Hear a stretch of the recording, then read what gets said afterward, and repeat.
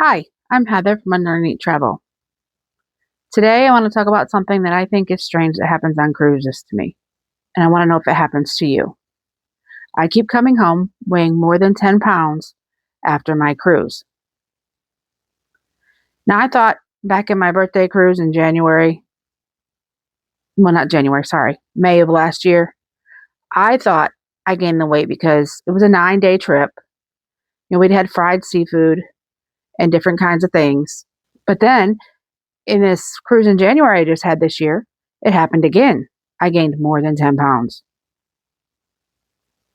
And I also figured out that I have something called Disney feet.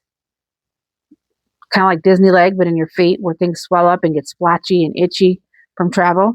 Okay, so let me back up a little bit. On my 50th birthday cruise, we flew in to Bush International, took the Galveston Saltwater Moms into Galveston Island. We stopped at Buc-ee's on the way and got some treats because you can't go past the Buc-ee's and not get brisket.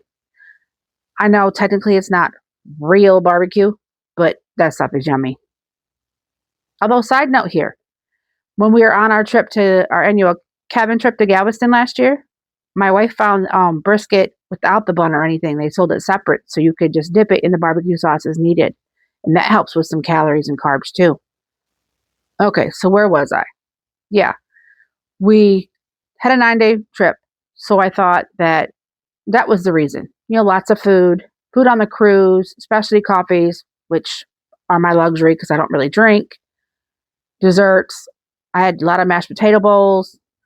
So I thought, okay, that's why I gained weight when we got back. And I thought something at the beach affected my feet as to why they were swelling up and itchy and splotchy. We thought it was the sand. Because it had happened years ago on a camping trip too. We just thought it was, somebody had sand fleas or chiggers or something wrong with their feet. So I thought it was their feet and, it affected my feet slightly. I mean, my feet swelled up so bad I could barely put my tennis shoes on this trip. I mean, you do go on a cruise to enjoy the specialty, restaurants and the special foods, the complimentary foods especially. I mean, they have escargot that's complimentary, all kinds of different things. And they have that late night pizza. And they all have late night eats too that you have to watch out for sometimes.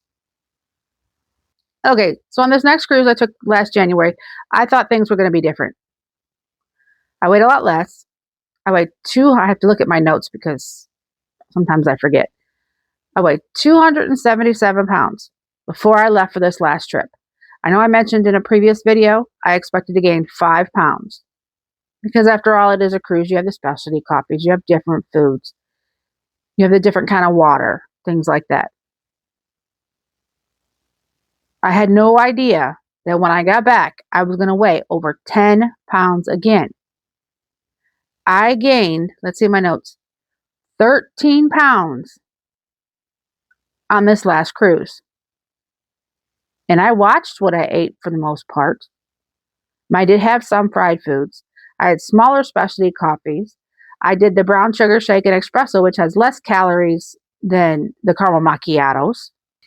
Heck, I took the stairs and even had a sugar-free dessert to help out on this cruise. But yet again, when I got back, I weighed more than 10 pounds. Now, this was a pattern I was seeing. That towards the end of my cruise, my feet were getting more swollen, splotchy, and itchy again. And it just so happened about a week after I got back, I had a doctor's appointment. So I went and talked to my doctor about it. Turns out the feet thing is Disney feet. It's like Disney leg. I had read about Disney leg before. And it's water gain due to poor circulation, or I'm not sure what. But I did lose it in about 2 weeks after the cruise. Each time I went on the cruise, I lost it within 2 weeks when I got back. So that's a plus. Now, at the end of this month, I'm going on another cruise. Do I expect to gain weight? Yes.